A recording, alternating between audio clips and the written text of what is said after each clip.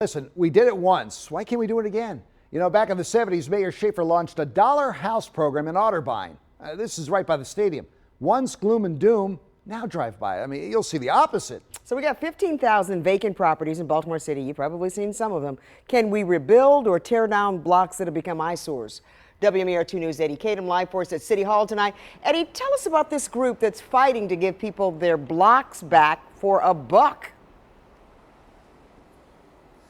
Yeah, Jamie and Kelly, it seems like a crazy idea. You pay $1, a 1% interest, you get a brand new or renovated row home. Well, Homes, an organization, thinks it can happen, so they were on the line tonight with the people who work in Baltimore City Hall, asking them what they need to do to make this a reality, and it seems like they're making some steps to have that happen. The group HOMES stands for Home Ownership, Opportunity, and Mentorship for Economic Success. They're proposing bringing in a program where the city sells vacant homes and lots for $1 down with a 1% interest. I did 2 tours in Iraq, and I come back to this country, and I'm looking at our communities. I mean, we spent time overseas rebuilding other people's countries. I come back to my own community, and see like we don't have enough money to rebuild ours. Redlining, generational wealth, and decades of disinvestment in black and brown communities made blocks look like this. The holdup is city funding. Homes calculated it would cost roughly $7 million for the pilot program to do 40 houses, figuring it would cost around $150,000 for a minority contractor to build a house from ground up. They say they have a lot of programs for already housing programs, but none is this simple, I don't believe. None of them are going to get your money back. You know what I'm saying? Because it's a loan program. It's not like, we're not asking for anything. You're getting your money back with 1% interest.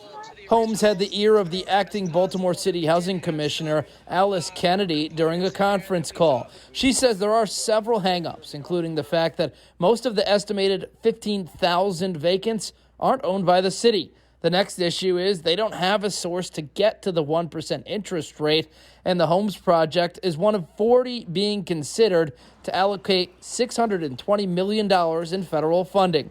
Lastly, there's a question of if this program can be considered for that funding. Whether or not we can use these funds in a revolving loan manner to provide mortgages. It's the key question that I have asked because this program would depend upon that answer in terms of being able to use those funds. If the program gets funding, the goal is to hire ex-offenders and young people to work for the contractors. Charles Duggar committed his life to Baltimore youth as a city school teacher for 46 years. He says this program is an opportunity to teach young people trades, give them employment, and eventually buy property in their neighborhoods. Baltimore didn't just get flooded with guns and drugs by accident. How else could you have gentrification without, oh, this is a terrible place, I wouldn't stay here, I don't know, but it's a great place. It's what we do with it, and I just hope that this program will get an opportunity.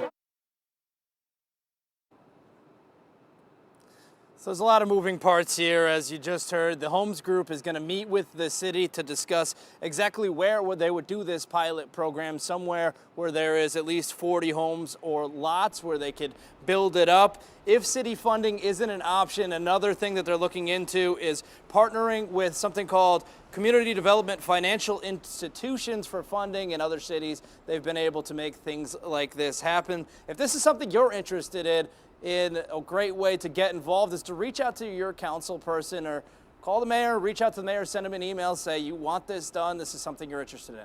For now, live in City Hall, Eddie KADHIM, WMAR 2 News.